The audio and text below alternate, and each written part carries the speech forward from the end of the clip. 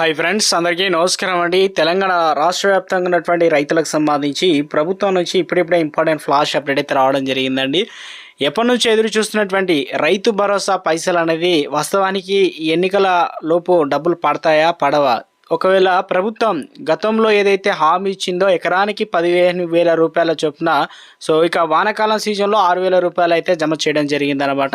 తాజాగా వచ్చేసి రైతు భరోసా పైన ప్రభుత్వం నుంచి కీలక అప్డేట్ అయితే రావడం జరిగిందండి.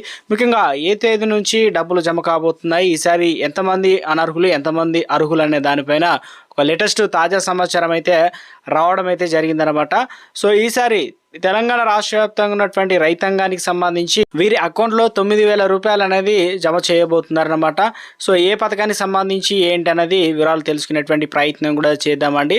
అయితే మొట్టమొదట వచ్చేసి తెలంగాణ ఇటు ఆంధ్రప్రదేశ్ రాష్ట్ర వ్యాప్తంగా చూసుకున్నట్లయితే సో ఇక నుంచి మనకు 9,000 రూపాయలు అనేది పొందవచ్చు అనమాట. ఏ రకంగా ఏంటంటే ఇప్పటికే 21 విడత అనేది పోయిన నెలలో జమ చేయడం జరిగింది. తాజాగా వచ్చేసి ఇప్పుడు ఎందుకంటే 21 విడత చూసుకున్నట్లయితే 42,000 రూపాయలు, విడతకు 2,000 చొప్పున వేసుకున్నా కానీ 42,000 రూపాయలు ఇలా జమ చేయడం జరిగింది.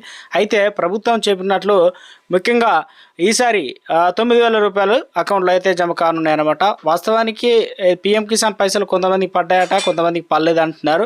ఇక రైతు భరోసా పైసలు కూడా ఎప్పటి నుంచి జమ కావడం జరుగుతుంది, దీనిపైన కూడా ఒక లేటెస్ట్ అప్డేట్ అయితే రైతు భరోసా సంబంధించి ఇవ్వడం అయితే జరిగిందనమాట. సో ఇక వివరాలు ఏంటనేది మనం వీడియోలో తెలుసుకునేటువంటి ప్రయత్నం కూడా చేద్దామండి. ఇక పీఎం కిసాన్ సంబంధించి రైతులకు గుడ్ న్యూస్ అనమాట. సో ఇప్పటికే బడ్జెట్ అనేది 2026-27 సంవత్సరానికి సంబంధించి బడ్జెట్ అనేది రెడీ చేస్తున్నారనమాట. ప్రధానమంత్రి కిసాన్ సమ్మాన్ నిధి యోజన వార్షిక మొత్తాన్ని భారీగా పెంచాలని ఇందుకు సంబంధించి కసరత్తు స్టార్ట్ చేశారనమాట.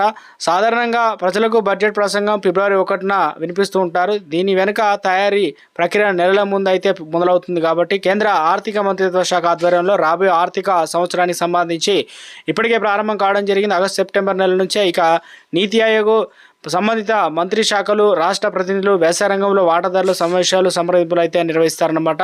ఇందుకు సంబంధించి చూసుకున్నట్లయితే పీఎం కిసాన్ సమ్మాన్ నిధి యోజన ప్రారంభమైనప్పటి నుంచి అర్హులైన రైతులకు ఏడాదికి 6,000 రూపాయలు ఆర్థిక సాయం అయితే అందిస్తున్నారు. ఈ మొత్తం 3 సమాన వాయిదాల్లో 2,000 రూపాయల చొప్పున అయితే అందిస్తున్నారు. ఇవన్నీ కూడా ఎరువులు, విత్తనాలు, డీజిల్ వంటి వ్యవసాయ అవసరాలకు విపరీతంగా పెరిగినప్పటికీ సమ్మాన్ నిధి మాత్రం అయితే పీఎం కిసాన్ సమ్మాన్ నిధి మారలేదన్నమాట. సో ఇందుకు సంబంధించి చూసుకున్నట్లయితే కానీ ఈసారి కేంద్ర ప్రభుత్వం ఖచ్చితంగా ఈ మొత్తాన్ని పెంచే మూడ్లో ఉన్నట్లు విశ్వసనీయ వర్గాలు మీడియా నివేదిక ఇచ్చారనమాట. అంటే 6,000 రూపాయలు కాస్త 9,000 రూపాయలు అనేది పెంచేందుకు ప్రభుత్వం ఏర్పాటు చేస్తుంది. అంటే విడతకు ఒక 1,000 రూపాయలు అనేది అదనంగా పెంచి మొత్తం 3 విడతలు వచ్చేసి 9,000 రూపాయలు అనేది జమ చేయబోతున్నారట. సో ఆ వివరాలు అనేది మొత్తం మీద ఇందుకు సంబంధించి గుడ్ని చెప్పే ప్రయత్నం చేశారనమాట. త్వరలోనే ఇందుకు సంబంధించి నాదొక స్మాల్ రిక్వెస్ట్ అండి. ముందుగా వీడియోస్తున్న ప్రతి ఒక్కరు కూడా లైక్ చేయండి. కొత్తగా ఛానల్ వస్తే తప్పకుండా సబ్స్క్రైబ్ చేసుకోండి. చూస్తున్నారు కానీ లైక్ చేయడం మర్చిపోతున్నారని వెంటనే లైక్ చేయండి. ఇక మిత్రులందరికీ వీడియోను షేర్ చేసే ప్రయత్నం చేయండి. సో ఇక ముఖ్యంగా చూసుకున్నట్లయితే చివరకు కోర్టు ఆదేశాలు ఉన్న వాటిని ఎక్కడికక్కడే పరిష్కరించాలి. ఇక ఇందుకు సంబంధించి చూసుకున్నట్లయితే లేదంటూ భూమి విలువ ఎక్కువగా ఉన్న రంగారెడ్డి, మేడ్చల్, సంగారెడ్డి, యాదాద్రి తదితర జిల్లాలో భూ సమస్యల పరిష్కారం కోసం ధర 30 నుంచి దాదాపు 40% వరకు డిమాండ్ అనేది ప్రచారంలో ఉండడం జరిగిందనమాట. ఇందుకు సంబంధించి చూసుకున్నట్లయితే గతంలో ధరణి ఉండే, ఇప్పుడు ప్రస్తుతం భూభారతి అయితే తీసుకురావడం జరిగింది కదా. సో ఇక ఇందుకు సంబంధించి చూసుకున్నట్లయితే ఇప్పుడు భూభారతిలోని యంత్రాంగం నిబంధనతో పనిచేయడం లేదని ఆరోపణలు కూడా వినిపిస్తున్నాయి. ఎందుకంటే ఫలితంగా 20 లక్షల పైగా భూమి సమస్యలు అలాగే పెరిగిపోయాయి. దీనికి ప్రధానంగా 2018 తర్వాత పాలకుల ఆలోచన వచ్చిన మార్పులు కారణమని నిపుణులు అయితే అంటున్నారు. భూములకు విపరీతంగా రేటు పెరగడం వల్ల ఇక పాలకులు రంగారెడ్డి జిల్లా దృష్టి పెట్టి నగరం చుట్టూ ఉన్న భూముల కోసం అయితే వ్యవస్థను ఏర్పాటు చేసినట్లు ఒక అప్డేట్ అయితే రావడం జరిగిందనమాట. 1971 రికార్డ్ ఆఫ్ రైట్ చట్టం నుంచి తర్వాత అధికారులు వికేంద్రీకరణ ఉండడం, ప్రతి సంస్థకు తెల్ల కాగితంపై దరఖాస్తు చేసి అధికారం పరిశీలించి విచారణ చేసి నిర్ణయం తీసుకునే వీలుండేది. చాలా మంది రైతులు గ్రామంలో వీఆర్ఓతో మాట్లాడి సమస్యలు పరిష్కారం చేసుకునేవాళ్ళు. ఇది నిరంతర ప్రక్రియ కొనసాగేది. కానీ నవంబర్ 2020 అమల్లోకి వచ్చిన ధరణి చట్టం అధికారులు కేంద్రీకరించడంతో అప్పటి వరకు గ్రామ స్థాయిలో ఉన్న రెవెన్యూ అధికార వ్యవస్థ వీఆర్ఓ రద్దు చేశారు. దీంతో గ్రామానికి వెళ్లి భూమి సమస్య ఏమైనా ఉందా అని పరిశీలించే నాదుడు లేకుండా పోవడం జరిగిందనమాట. ఇవన్నీ పట్టించుకోకపోవడంతో ఇవన్నీ పెండింగ్లో ఉన్నాయని చెప్పేసి ఇప్పుడు వచ్చిన వాటిని కూడా అలాగే ఉండిపోయాయని చెప్పే ప్రయత్నం చేస్తున్నారనమాట. ఇక తెలంగాణ రాష్ట్రంలో రైతులకు సంబంధించి రైతు భరోసా సంబంధించి వాస్తవానికి డబ్బులు పడతాయా పడవా, దీనికి సంబంధించి చూసుకున్నట్లయితే తెలంగాణలో రైతాంగానికి సంబంధించి ప్రభుత్వం నుంచి ఒక లేటెస్ట్ తాజా సమాచారం అయితే అందించడం జరిగిందండి.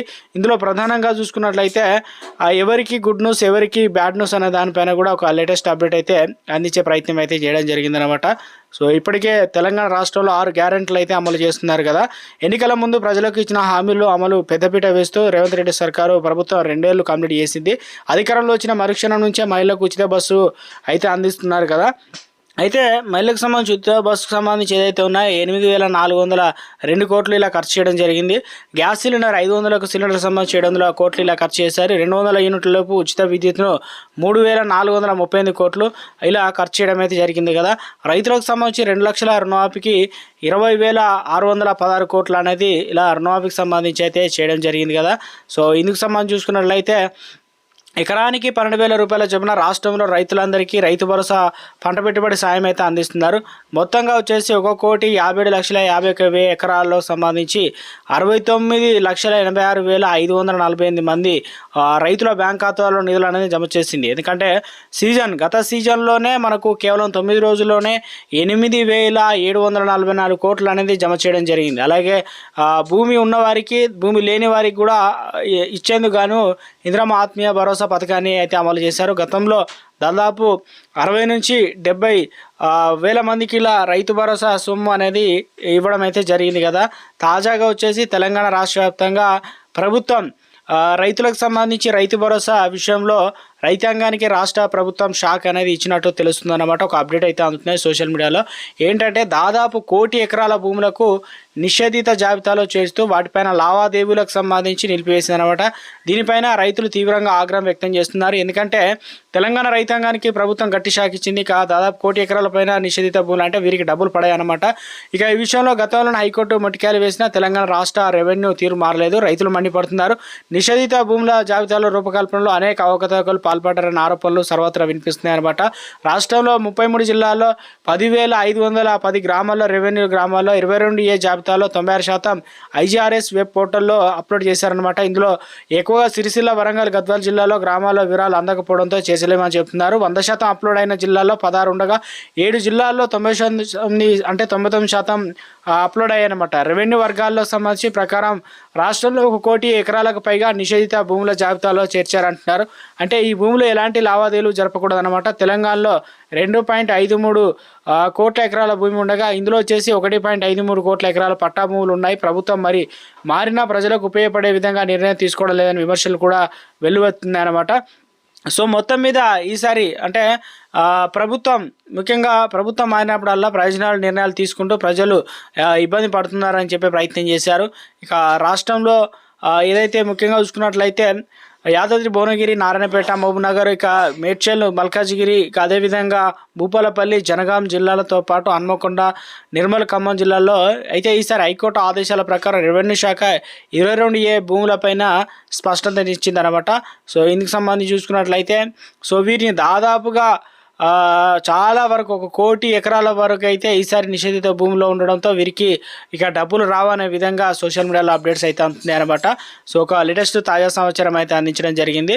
సో ఇక అంటే సన్న ఓట్లకు సంబంధించి డబ్బులు కనుక మీకు అందలేదా, ఇలా చేసినట్లయితే మీకు డబ్బులు కూడా వస్తాయని ఉత్తమ్ కుమార్ రెడ్డి తెలిపిన వివరాల ప్రకారం సన్న ఓట్లకు అమ్ముకున్న రైతులకు 314 కోట్ల బోనస్ చెల్లించడం జరిగిందని, అనేక మంది రైతుల ఖాతాల్లో ఇంకా డబ్బులు జమ కాకపోవడంతో అధికారులు ఫిర్యాదులు వెల్లువెత్తున్నాయి.